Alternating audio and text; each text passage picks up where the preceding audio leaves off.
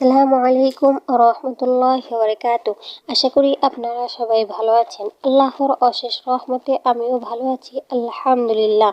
আমি আজকে আপনাদের সামনে যে স্বপ্নের ব্যাখ্যাটি নিয়ে এসেছি সেটি হচ্ছে স্বপ্নে আঙ্গুর দেখলে তার ব্যাখ্যাটা কী হবে। আশা করি আপনারা সবাই শেষ পর্যন্ত শুনে যাবেন, দেখে যাবেন। স্বপ্নে আঙ্গুর দেখলে তার ব্যাখ্যাটা হবে, স্বপ্নে সাদা কিংবা লাল আঙ্গুর দেখতে পাওয়া মূলত দুনিয়ার দুই অংশ বা দুই পৃষ্ঠ।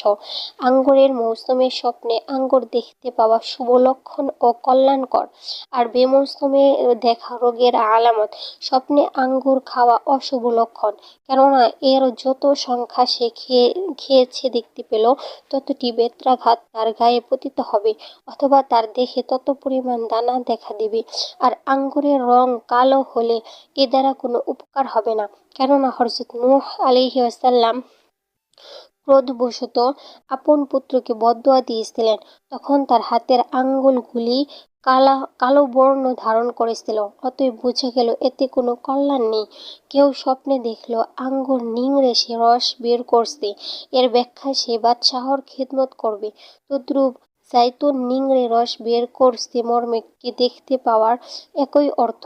আর ভোজ্য তৈল ইত্যাদি দেখতে পাওয়ার ব্যাখ্যা হলো, তা পেয়ে গেলে সে ব্যক্তি বরকত, কল্যাণ, ধন সম্পদ ও প্রাচুর্যের অধিকারী হবে। আর কিসমিস মুনাক্কা লাল কালো যে বর্ণের হোক, তার ব্যাখ্যা হবে দর্শনকারী ধন দৌলত ও কল্যাণের অধিকারী হবে।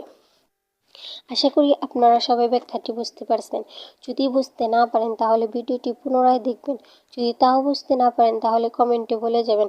ভালো থাকুন, সুস্থ থাকুন। আসসালামু আলাইকুম ওয়া রাহমাতুল্লাহ।